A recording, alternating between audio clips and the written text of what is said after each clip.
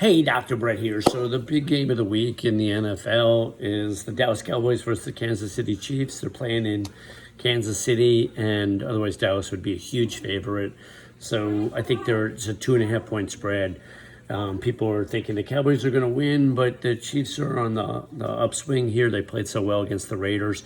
I've watched a bunch of Chiefs games this year. Patrick Mahomes has really been off and struggled, not last week, but prior to that. He really has looked shaky, which has been weird, him throwing passes that, he normally doesn't throw. Lots of picks, and, some of them aren't his fault, but some of them clearly are. So it should be really interesting. Can he have two great games in a row?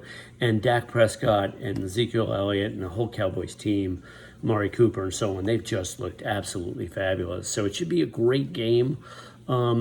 I'm leaning towards the Cowboys just because they've looked so solid all year. But, on any given Sunday, you just don't know. And that's the hard part about predicting the NFL.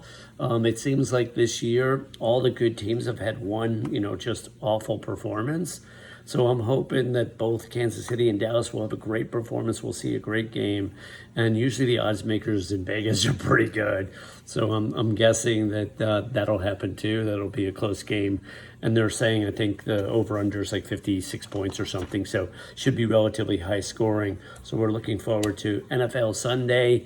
And it's something that I just truly love. I work a lot in the weekends. And so Saturday, Sunday mornings, I'm always working with clients, and I switch gears and go into, NFL mode. More so than college football, although college football, as we approach the playoffs, should be, is always, gets more and more interesting. But the NFL is just, for whatever reason, the way I'm wired, where my heart is, where I pay the most attention. That, golf. I watched a fascinating tournament a couple weeks ago at the end of the LPGA Tour tournament at Pelican, where Nelly Korda beat